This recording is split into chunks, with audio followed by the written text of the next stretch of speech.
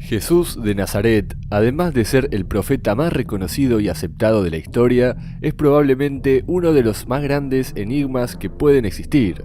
Al día de la fecha, no hay demasiado debate sobre su existencia, puesto que hay pruebas históricas y arqueológicas que, pese a encontrarse medianamente alteradas, demuestran que en efecto existió un hombre llamado Jesús, hijo de María y José, quien encontró la muerte a causa de una convicción que ya todos conocemos. Sin embargo, hay ciertos detalles que por demás llaman la atención, empezando por su nacimiento, puesto que en ninguna parte de la Biblia esta nos dice que Jesús nació un 25 de diciembre, y por el contrario, sabemos que el Papa Liberio, en el año 354, eligió esta fecha para ser coincidente con la festividad románica pagana en honor a Saturno, el dios de la agricultura y la cosecha. Todo lo que sabemos sobre la vida de Jesús, a excepción de sus primeros días, incluyendo la persecución por parte de Herodes el Grande, transcurre en un tiempo inferior a los 3 años, cuando Emanuel, un carpintero de 30 años, es bautizado por su primo Juan, quien además de inculcarle el Espíritu Santo, también se encargó de brindarle el nombre por el cual todos lo conoceríamos tiempo más tarde, Jesús de Nazaret. Y si ya hablamos de su nacimiento, de su nombre y de su inicio como profeta, es necesario trasladarnos a un vacío que se encuentra entre los 12 y los 30 años de Jesús. Saber a qué se dedicó en aquellos 17 años es un misterio tanto para los creyentes como para aquellos que ofician de sacerdotes independientemente de su grado.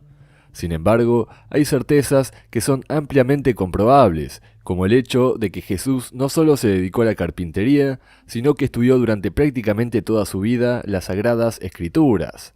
Y no solo esto, ya que incluso, y reconocido hasta por los judíos más ortodoxos, Jesús de Nazaret, o el Nazareno, fue un erudito capaz de comprender y recordar cada pasaje de la Torá, convirtiéndolo de este modo en lo que hoy conocemos como un rabino. Sobre este punto, hay muchísima información y teorías que podrían servirnos para entender por qué se atacó desde un primer momento a lo que perfectamente podría haber sido un sabio que encajaba casi a la perfección con la figura del esperado Salvador, Mesías o Rey de los Judíos.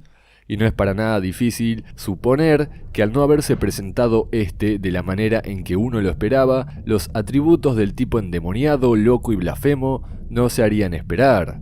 Y si a esto le sumamos una serie de hechos contemporáneos, en teoría ejecutados por la contraparte de Dios, llegamos a la conclusión de que Jesús fue visto y recibido como su propia antítesis, como el ser que llegaría antes de su llegada, es decir, de la llegada del Salvador.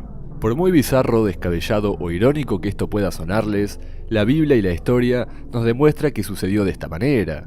Y si quisiéramos poner un ejemplo similar a modo de paralelismo, podríamos hablar sobre las brujas que eran arrojadas desde precipicios con el fin de comprobar su humanidad. Cuando Jesús murió en la cruz, gran parte de los romanos y fariseos creyeron que habían matado a un hombre común y corriente, quizás un blasfemo o un delirante. Sin embargo, conforme fueron pasando los días, las distintas conversiones y los rumores de una resurrección, se produjo el verdadero inicio de la ruptura, la separación tantas veces mencionada en tantas escrituras a través de no tan complejas metáforas. Estamos hablando, por supuesto, del principio del fin por mano propia de la religión judía. Por último, y para finalizar, quiero hablarles de uno de los hechos que menos se mencionan, pero que saberlo resulta más que relevante para obtener un mayor entendimiento, pero principalmente un entendimiento humano. Y es que en efecto, Jesús se encontraba mental, física y espiritualmente limitado por su condición de humano, algo que podemos observar detalladamente en los días previos a su crucifixión y hasta en sus últimos momentos. Jesús no quería morir, y mucho menos quería ser torturado para luego ser crucificado en público frente a sus afectos. Sin embargo, su miedo individual primaba sobre cualquier intención que fuera más allá de una comprensión de la que renegaba. Jesús sabía que iba a morir, rezaba para no morir y hasta acusó a su padre, es decir, a Dios, de abandonarlo en sus últimos momentos, de no privarlo del dolor más descarnado y de siquiera brindarle una última señal, o una muerte rápida. Jesús se encontraba completamente solo en una cruz, cargando, al menos por unos minutos, el peso de sus propias acciones, mismas que lo llevaron a dudar sobre sí mismo.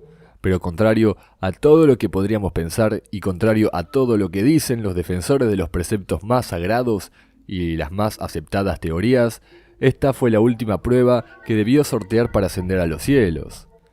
Jesús fue humano como cualquiera, poco pintoresco e incluso de aspecto desagradable según la Biblia. Fue un profeta y quizás el más valiente de ellos.